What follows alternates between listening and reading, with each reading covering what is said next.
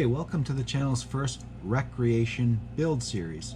This is part 2 of this series, and if you missed part 1, stop it now, go back and check it out, because we discuss what materials are used, a good reference video on how it's all put together. We also discuss the tools that I used to build my particular vehicle. What we're going to discuss today is more details of the differences that I did. One of them I discussed in the first part, which was took the reference video's vehicle and I doubled everything in terms of piece lengths. And of course, if you're following along and you've already seen part 1 and you've got all your materials and tools ready to go, well, now you're in the right place to figure everything else out.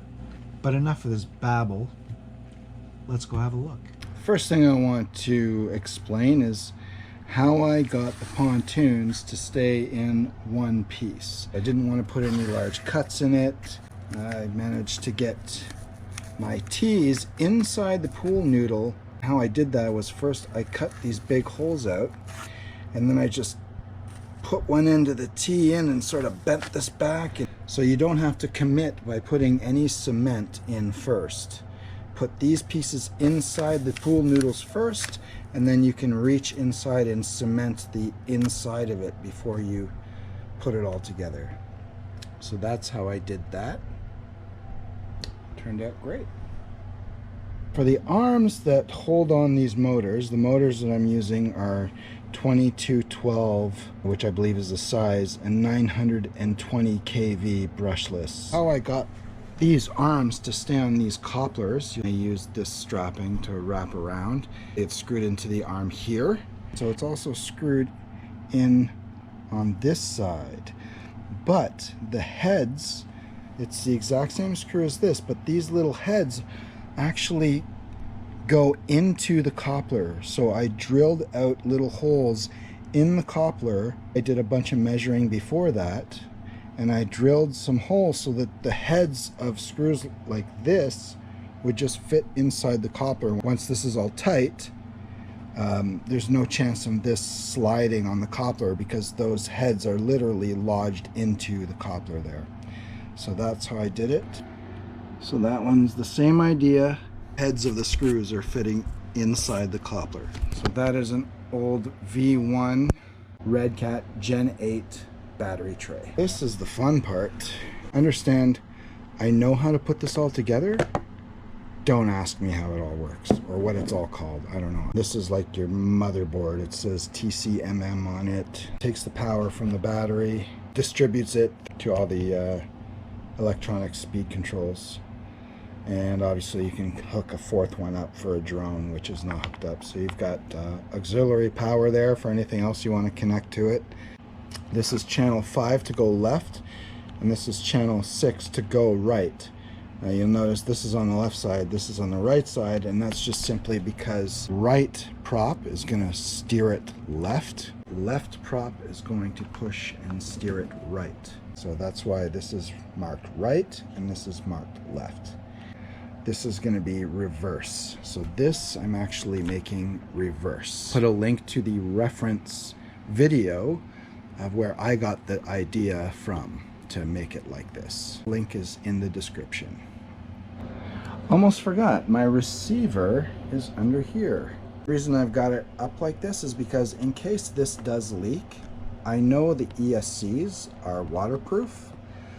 So if this gets water in it and it leaks through the seam or something, because then this will stay raised up out of the water, and not very much water should be able to get in here once the cover is on anyway.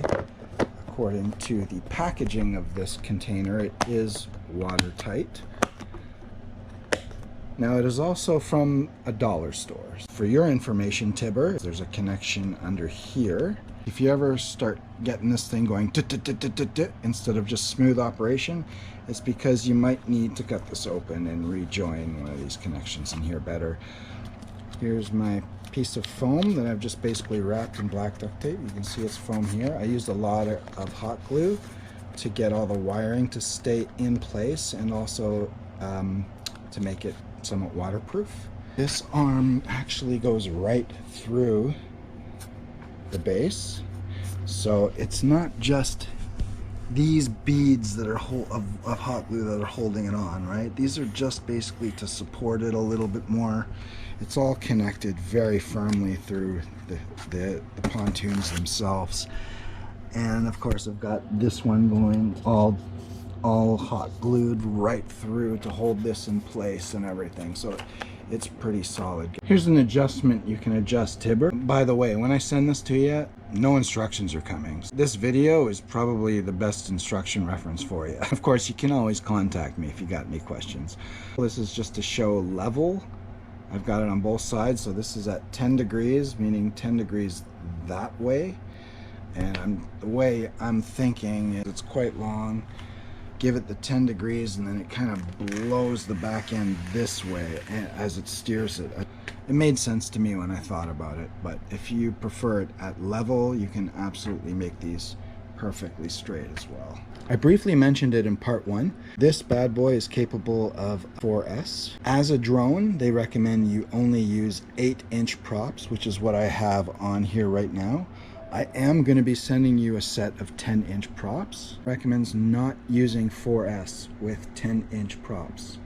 But I'm thinking they're probably not going to be working nearly as hard as they would as a drone. So I'm going to say it's going to be okay to use 4S with the 10-inch props as this type of vehicle. Now, if one of your buddies that are much into drones and know better and they tell you otherwise, then listen to them. If you are building one of these, if you have any other questions about topics that maybe I missed or didn't cover, or there was a part on there that you saw that you weren't sure about, please ask me and I am more than happy to answer in the comment section. I'm also going to discuss now more about how the transmitter is all set up.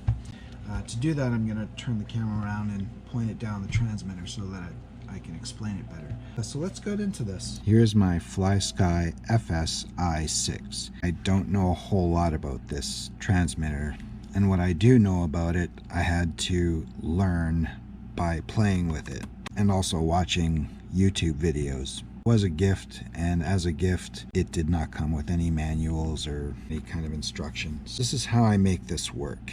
I've got the 2 side props on these 2 here. So when you turn these up, the 2 props start going. This would be the right prop to turn left. This would be the left prop to turn right. And of course you turn them both up together and you're going to go straight. To trim it, obviously you trim one side up or down. Now once you've got it going straight, you will operate this channel. You go into what we call mix.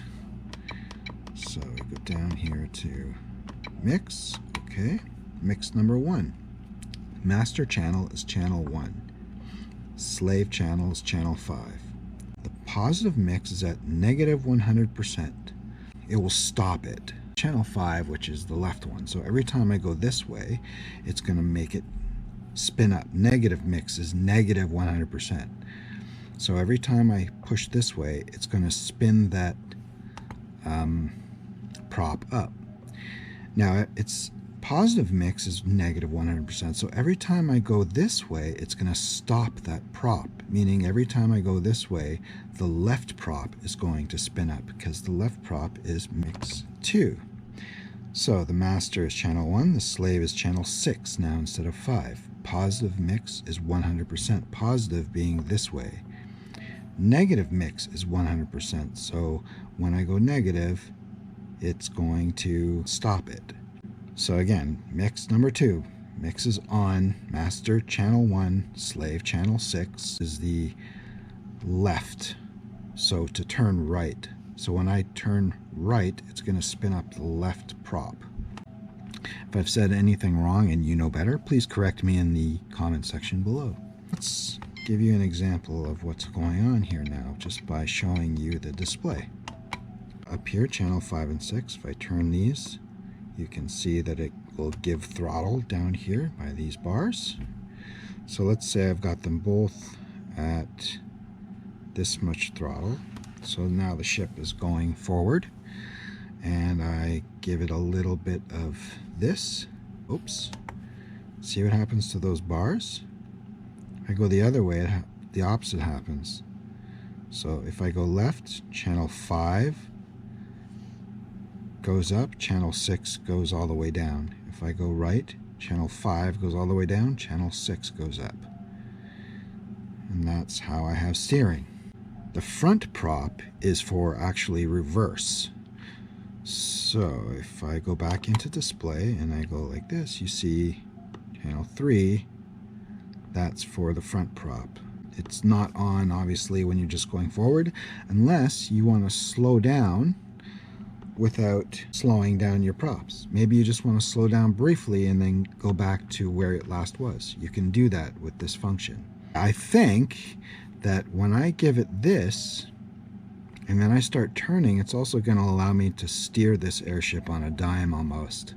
But I'll have to prove that theory once I'm out on the water. Well guys, that's it. If there was something that I missed again about the transmitter setup that maybe you'd like cleared up, again, please leave a comment, ask me anything you like. I try to answer every single comment.